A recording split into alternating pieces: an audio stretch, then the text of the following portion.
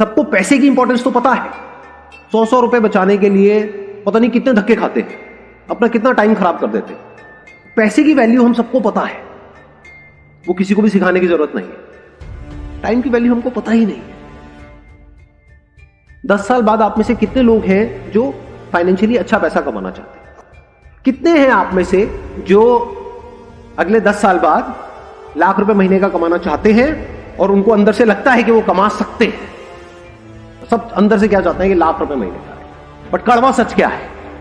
यहां पर अभी 90% लोगों ने अपने हाथ उठाए कि हम 1 लाख या उससे ज्यादा कमाना चाहते हैं और कमा सकते हैं, हम डिजर्व करते हैं।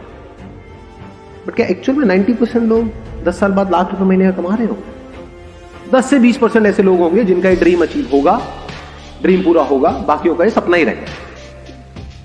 तो क्या आप उस 10-20% में आना चाहते हो?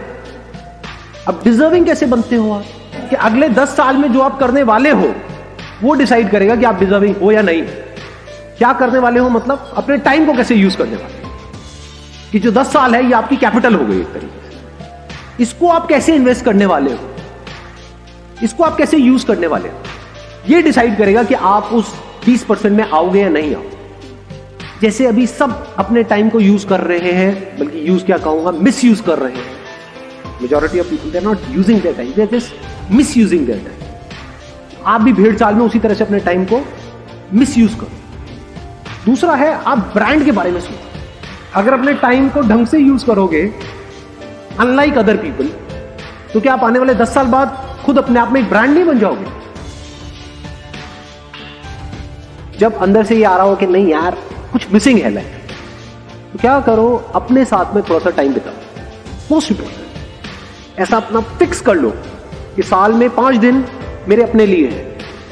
यानी उन 5 दिन में आप क्या कर रहे हो? कोई भी ऐसी जगह पे चले गए हो जहां पर आपको जाकर के अच्छा लगता है, लेकिन अकेले। वहां पे इनसाइट्स आती है। Do we know what an insight is?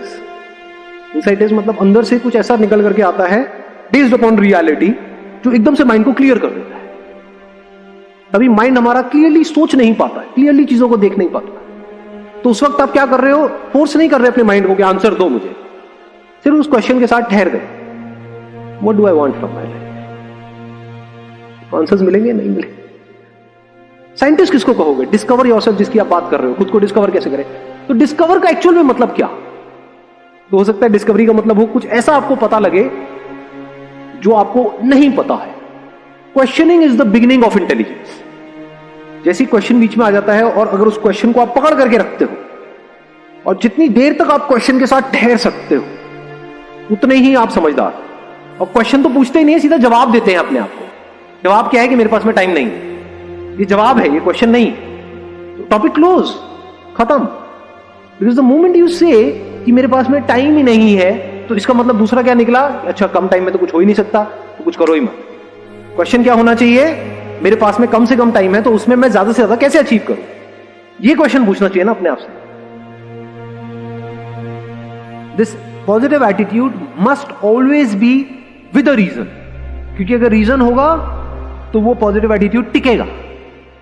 बिना किसी रीजन के आप पॉजिटिव होते चले जाओगे तो वो नहीं टिकेगा। It must be based upon your actions, not the results. अगर रिजल्ट्स के बेस पे आपका एटीट्यूड पॉजिटिव है तो उसको पॉजिटिव एटीट्यूड नहीं कहेंगे, उसको बेवकूफी कहेंगे। इसी वजह से लोग सुसाइड कर लेते हैं। पहले इस एटीट्यूड में फ्लॉ देख लेते हैं कि इस एटीट्यूड में फ्लॉ क्या है, जिसको मैं कह रहा हूं ये पॉजिटिव नहीं है, फूलिश एटीट्यूड है। अगर बार बार अपने आप को बोलते रहोगे मेरा होगा, मेरा होगा, मेरा पक्का होगा, मेरा पक्का होगा, तो आपका माइंड उसको सच मान ले, तो आपको लगने लग जाएगा कि मेरा तो पक्का होगा। और अगर इसके बाद भी आपका नहीं हुआ तो क्या? जितना स्ट्रांगली आपने मान रखा होगा कि मेरा होगा, जितना स्ट्रांगली, उतना ही बड़ा झटका लगेगा, उतना ही बड़े लेवल पे आपका दिल टूटेगा। लेकिन अगर आपके एक्शन 100% हो, जो भी सक्सेसफुल होने के लिए आपको जिस लेवल के एक्शंस लेने पड़ेंगे, एक्शंस अगर 100%, एक्सपेक्टेशन 0%, तब क्या चांसेस हैं आपके सक्सेसफुल होने के? अपने एक्शंस को ऑब्जर्व करना है, अपनी स्ट्रेंथ्स को ऑब्जर्व करना है, उसके बेस पे डिसीजंस लेने हैं। उसके बेस पे अगर आपके अंदर एटीट्यूड है तो वो अच्छा है। जब भी आप कंपटीशन में जा रहे हो तो आपको एनालिसिस करना होता है कि मेरी कैपेबिलिटी क्या है in comparison to other people. That is called competition.